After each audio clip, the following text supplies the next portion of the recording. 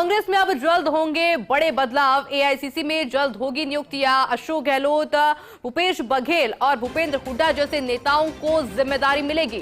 कई राज्यों के बदले जाएंगे प्रभारी। कई राज्यों में होगी नए पीसीसी चीफ की भी नियुक्ति।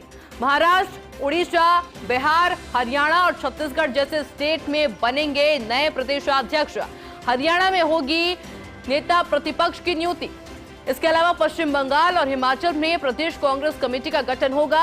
नए राष्ट्रीय प्रवक्ताओं की भी नियुक्ति की जाएगी। अग्रिम संगठनों, विभागों, प्रकोष्ठों में होंगे बदलाव। राज्य के प्रदेश संगठन में होगी नियुक्तियां और फेरबदल। निष्क्रिय पदाधिकारियों की छुट्टी भी की जाएगी। और इसी खबर पर और अधिक जानकारी के लिए मेरे साथ सहयोगी दिनेश डांगे फोन लाइन पे जुड़ चुके हैं। दिनेश जी, किस तरह से देख रहे हैं इस बड़े बदलाव को? जी देखिए, पिछले दिनों कर्नाटक के बेलगावी में कांग्रेस वर्किंग कमेटी की बैठक हुई थी। इसमें बाकायदा कांग्रेस अध्यक्ष खड़गे ने यह प्रस्ताव पारित किया था कि साल 2025 हमारे लिए संगठन की मजबूती और सशक्तिकरण वाला साल होगा। यानी जो भी पार्टी में बदलाव करने हैं वो अगले 100 दिन के भीतर यहाँ पर कर लिए जाएंगे। तो जल्द ही कांग्रेस में जो संगठन में नियुक्तियां या फेरबदल होना है, निष्क्रिय पदाधिकारियों की छुट्टी होनी है या उदयपुर चिंतन शिविर के जो फैसले हैं वो लागू करने, इनको लेकर बदलावों की सूचियां हैं वो यहाँ पर सामने आएंगी।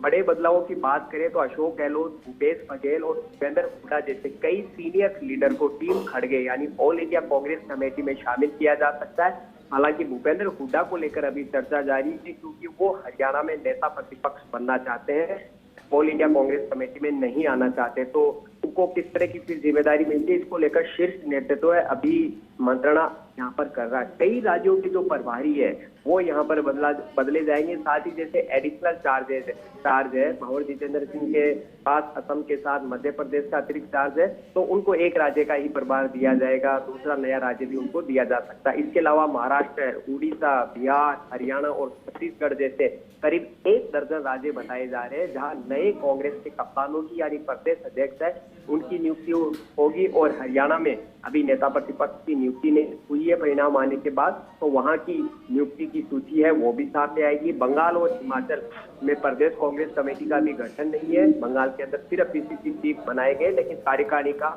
विस्तार नहीं हुआ, तो वहां भी कार्यकारिणी का गठन होगा। इसके अलावा कई जो प्रवक्ता है वो पार्टी छोड़कर चले गए, तो नए राज्य के यानी एआईसीसी प्रवक्ताओं की नियुक्तियां होगी जो मीडिया में पार्टी की तरफ से अपनी आवाज है बुलंद करे। इसके अलावा एआईसीसी से लेकर राज्यों के जो संगठन है, चाहे अग्रिम संगठन है, विभाग है, प्रकोष्ठ है, इनमें भी बड़े बदलाव यहाँ पर होंगे, नई नियुक्तियां होगी।